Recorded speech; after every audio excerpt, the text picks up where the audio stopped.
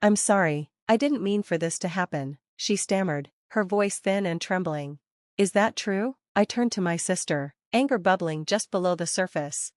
Now's not the time for this, she snapped, trying to deflect. Lily, you need to come first, my voice cracked, raw and urgent. I caught myself mid-motion, hand raised, trembling in the air between us. A line I never thought I'd cross hovered so close. My breath caught, and shame poured in. I lowered my arm slowly, my chest tight with the weight of what had just almost happened. This moment, this ugly, shattering moment, would stay with me forever. A memory buried so deep I'd never let it surface. It all started with a promise to pick up my niece, Lily, from preschool, a promise forced on me by my sister. Pick her up tomorrow too, she had said the night before, her voice clipped. Why are you always so desperate? I'd snapped back. You're a stay-at-home mom, you've got the time. That's not the point, she said, brushing me off. In the background, I heard Lily's tiny, hacking cough. Is Lily sick? I asked sharply. No, she's fine, my sister replied too quickly. But she's coughing. It's nothing. Look, can you just keep her for a while? For how long? A week. I'm going abroad, she said flatly, as if it were the most natural thing in the world. What? My voice rose, disbelief edging into fury. I can't do that. Well, she said coldly, then I'll just leave her at the preschool. If nobody picks her up, that's on you. You're impossible, I spat. But the thought of my niece being abandoned like that forced my hand. I begrudgingly agreed, telling myself it was for Lily's sake. The next day, I got a frantic call from the preschool hours before I was meant to pick her up. Ms. Taylor, we've been trying to reach Lily's mother, but we can't get through to her. You're listed as the emergency contact. Lily collapsed at school. She's been taken to the hospital. My heart plummeted. I raced to the hospital, but when I arrived, the sight before me felt like a punch to the chest. Lily was lying there, surrounded by machines, her tiny body frail and motionless. The doctor explained that she'd been running a fever and collapsed during playtime. The preschool had called for an ambulance when they couldn't reach my sister. At the hospital, the preschool director cornered me. Her face was pale, her voice tight with barely concealed anger. You're Lily's aunt, right? Yes, I said weakly. We've tried calling her mother countless times. Her work said she's on vacation. Do you know where she is? She's overseas, I admitted, my voice barely audible. The director's eyes widened in disbelief. Overseas? She sent her child to school in this condition and then just left the country? I swallowed hard, shame burning my throat as the director recounted the day's events. Lily had come to school with a flushed face, clearly unwell. They'd checked her daily temperature sheet, something required to be filled out by parents each morning. It was blank. The preschool refused to accept Lily that morning. Her temperature was 37.8 degrees Celsius, above the 37.5 degree limit for attendance. When the staff pointed this out, they told my sister to take her home. But my sister waved off their concern with a dismissive smile. Her temperature's always a little high. It's not a problem, she insisted, brushing past the teacher. Despite their protests, she left Lily at the preschool and walked out the door. The staff tried calling her multiple times throughout the day, but her phone went unanswered. Frustrated and worried, they eventually called my parents, only to find that they weren't home. They were both at work. Desperate, the preschool dug through old records and found a year-old emergency contact number. It was mine. This should never have happened, the preschool director said, her voice trembling as she stood by Lily's hospital bed. Her usual composed demeanor had cracked under the weight of the situation, tears pooling in her eyes.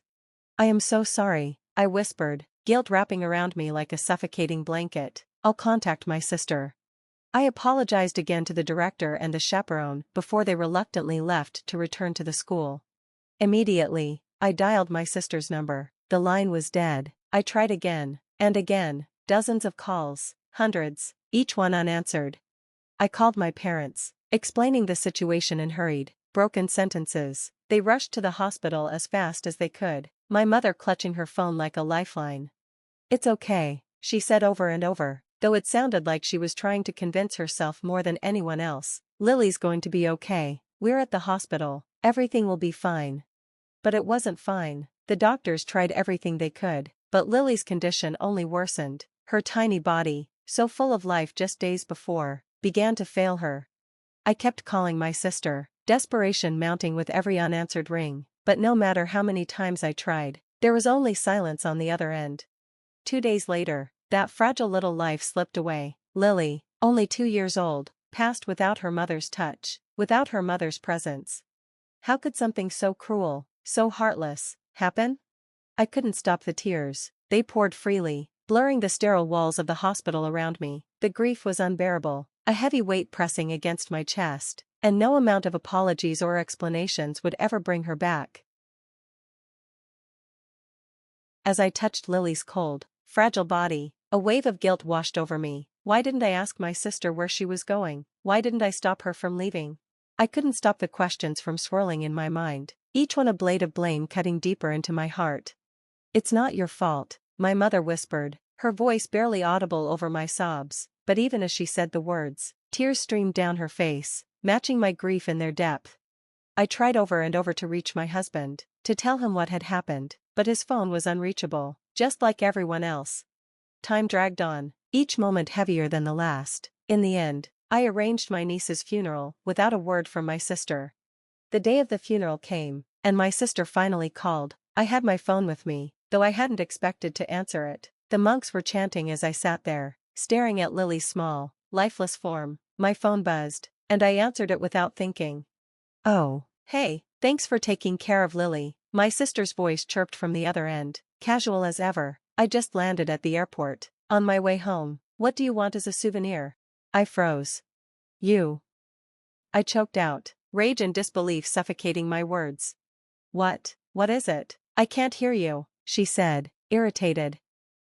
What are you doing?" My voice cracked, sharp and full of fury.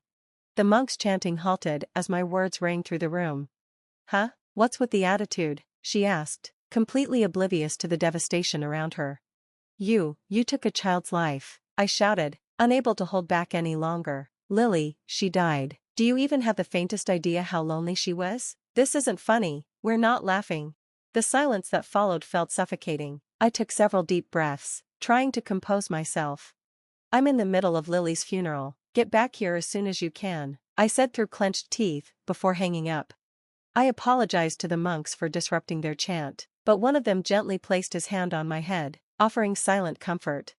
Later, as we prepared to leave for the crematorium, my sister arrived, out of breath and frantic. Behind her was my husband, looking equally disoriented. I couldn't believe my eyes. "Why is he here?" My sister collapsed by Lily's side, her sobs filling the air. Why did this happen?" she cried, but no one responded to her. My relatives stood around her, cold and silent, but none of them said a word to place blame. I think they were sparing Lily, even now. I didn't speak to either of them until after the cremation. It felt as though Lily was waiting for her mother, though she would never get that chance. Once the cremation was done, we returned to my parents' house. My sister took the brunt of my parents' anger. I sat in silence, listening to their accusations until my gaze fell on the luggage near the door. Why were they both carrying luggage from the same airport? I noticed the airline sticker on the handle of each suitcase. They had come from the same place? My sister clamped her mouth shut, refusing to speak, but my husband finally broke the silence.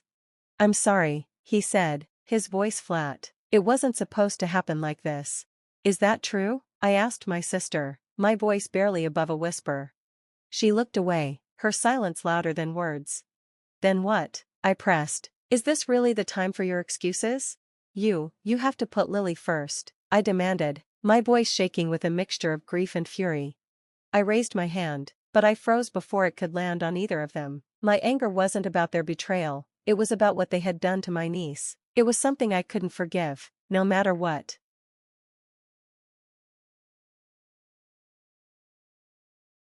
"Stop crying, you don't have the right to shed tears," I spat, my voice trembling with rage. "You ignored hundreds of calls from me. Why is it so hard to think something could have happened to your own child, while you two were wrapped up in your own selfish affairs? Lily was suffering, she died, and it's because of you. You'll never be forgiven for this. You should die a slow, agonizing death for what you did." "I'm sorry," my sister murmured, her voice breaking, but I could hear the emptiness in her words.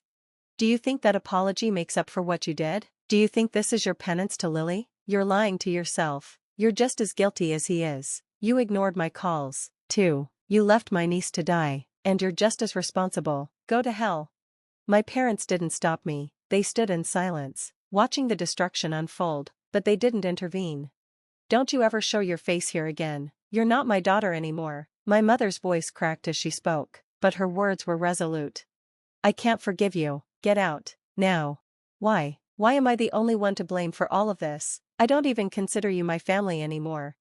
My sister left, her face pale, without even a glance at Lily's remains. We would discuss her divorce later.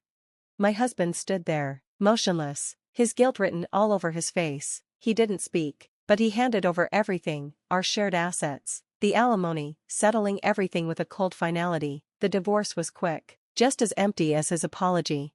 You think this is your atonement? You think this will wash away your sins? Fool, you'll carry them with you for the rest of your life.